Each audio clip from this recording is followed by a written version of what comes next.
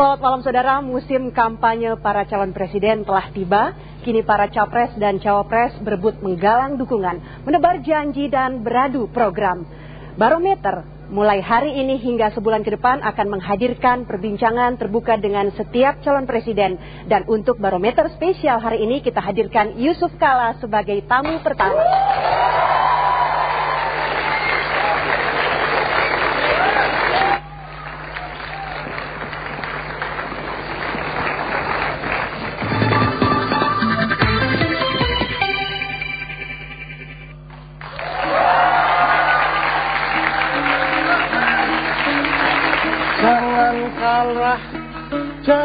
Jangan marah kalau jagonya kalah. Ini hanya pilihan presiden. Ada 3 yang menjadi calonnya. Silahkan kalian pilih mana yang Anda suka. Jangan ngamuk, hei, kalau jagonya kalah. Jangan YouTube yang bakal jadi itu presiden kita. Anak putu menunggu Indonesia tetap damai. Indonesia damai. Nah, dan pilihan presiden sudah dimulai, tapi Indonesia tetap damai.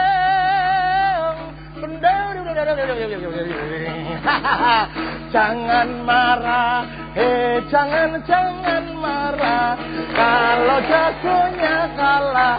Kalau jagonya kalah, jangan marah kalau jagonya kalah ya. Jangan ngamuk kalau jagonya kemudian kalah.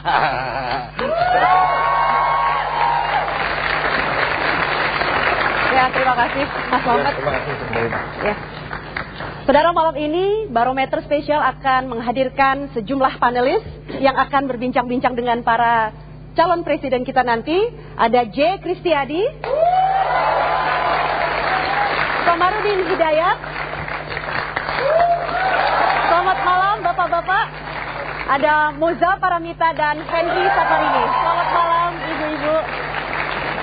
Barometer malam ini juga diramaikan oleh kehadiran para mahasiswa. Ada 4 perguruan tinggi dari Institut Kesenian Jakarta, Universitas Pelita Harapan, Universitas Tarakanita, dan Universitas Indonesia. Dan saudara, kita sambut tamu spesial kita malam ini, calon presiden Yusuf Kala.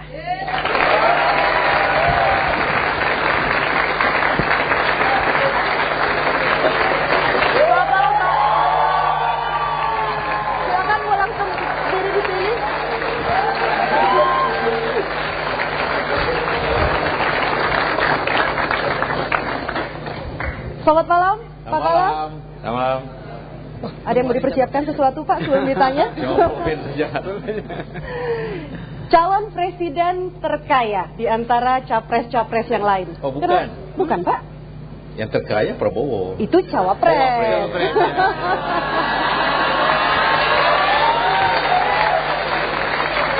Calon presiden terkaya, kenapa sih Pak masih mau repot-repot bertarung jadi capres?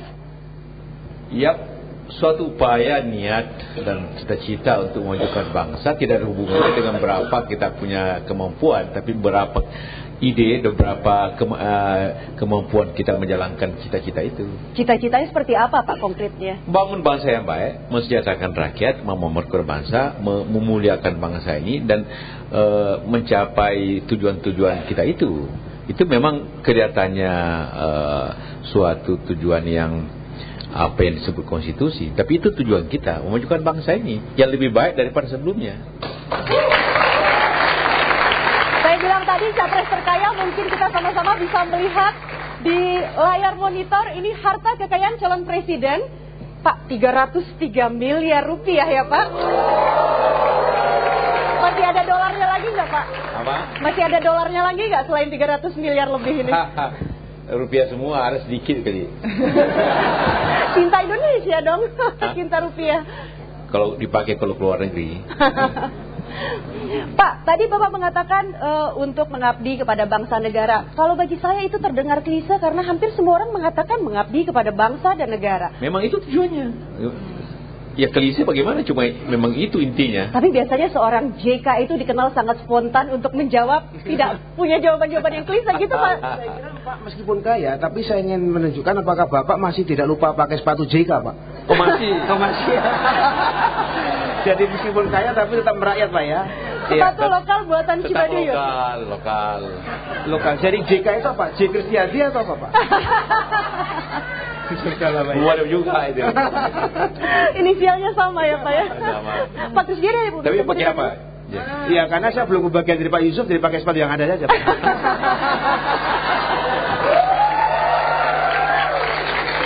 Kayaknya Pak Kristiadi berpotensi juga jadi politisi ya, pinter ngeles. Iya. Dia belajar dari Pak Yusuf Pak. Pak Komar, silakan berbincang. Katanya Pak ya, orang itu kalau ingin jadi presiden atau pemimpin yang baik, dia harus selesai dengan urusan dirinya dulu. Iya.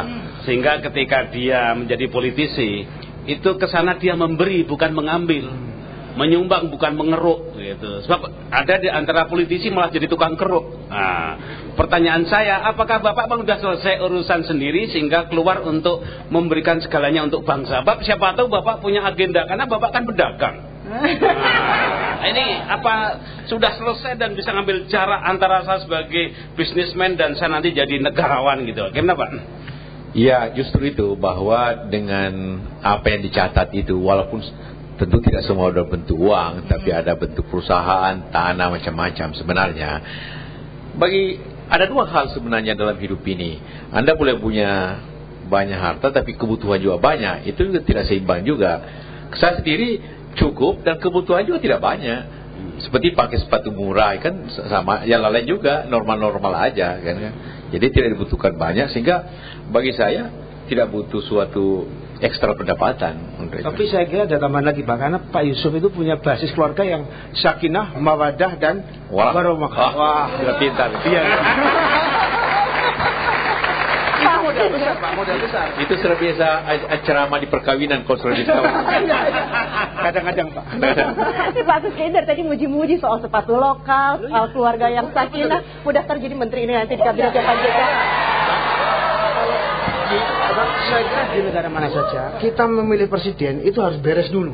Ya kan? Jangankan memilih presiden, memilih istri dan suami harus pakai apa track record Pak ya. Ya, track record. Saya kira kalau sudah sakinah, mawadah dan barokah tadi baik sekali Pak. Ya. Modal besar.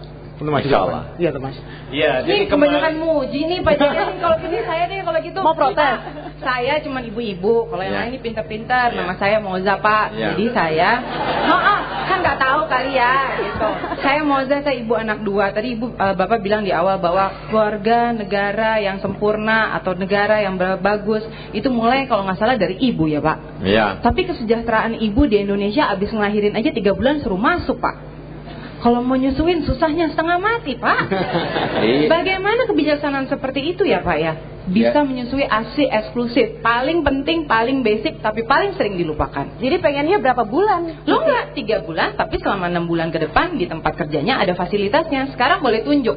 Mana ada tempat yang banyak, paling nggak sebentar ya ke kamar mandi, tempatnya jorok, harus ngasih yang terbaik buat anaknya. Gitu. Pak Yusuf Kala langsung menjawab. Ya itu hal yang menarik, bagus. Sebenarnya juga sekarang ada sistem bahwa dengan cara bahwa susu ibu juga bisa diperas, masukkan ke apa itu, kan bisa juga sebenarnya itu kan untuk Kalau semua rakyat Indonesia punya freezer Pak, boro-boro. Ya oke lah, tentu kalau soal itu kan bisa diatur lah. Kita bisa nanti atur bahwa ada tempat spesial untuk ibu yang atau anak bawa anak ke kantor juga sebenarnya boleh, kadang-kadang orang bawa. Nggak boleh semuanya Nggak boleh semuanya ya. Apalagi yang buru-buru. Kita kan kebanyakan buruh Pak di sini. Gitu, masa tampaknya tidak buruh Kalau sih. saya udah pakai produk Indonesia yang dibawa sama Ibu JK ke Jepang, jadi agak lumayan nggak kayak buruh Pak. Ya berkait dengan pernyataan Moza tadi Pak, sebetulnya visi Pak Yusuf Kala sebagai capres ini terkait dengan perempuan dan kependudukan seperti apa Pak? Perempuan tentu merupakan suatu bagian yang penting. Prioritas tidak, Pak? Ya pasti. Jangankan itu surga aja dibuat telapak kaki ibu, apalagi pentingnya ibu kan. Surga aja. Ada harapan ya buat bagi kaum mesti diperhatikan kan. Jadi banyak hal, apa soal pendidikan, kesehatan, juga tentu peranan ekonominya. Memang secara kultural di Indonesia ini ada tahapan-tahapannya. Ya, tidak semua seperti di negara-negara lain peranan wanita itu kan bukannya tidak mau, tapi memang ada hal-hal tertentu sebenarnya hakikat itu yang kita orang menjaga diri. Tapi semua di Indonesia jadi presiden pun pernah. Jadi soal perempuan di Indonesia menurut saya tidak ada lagi halangan. Presiden pun pernah, menteri ya, gubernur ada, tidak ada soal lagi sebenarnya. Baik, tepuk tangan dulu ya. Mbak Henry silakan. Pertanyaan Moza. Ya. Ini ibu-ibu sudah khawatir juga dengan slogan Bapak. Apa tuh? Lebih cepat, lebih baik. Padahal ibu-ibu sukanya lebih lama, lebih enak katanya.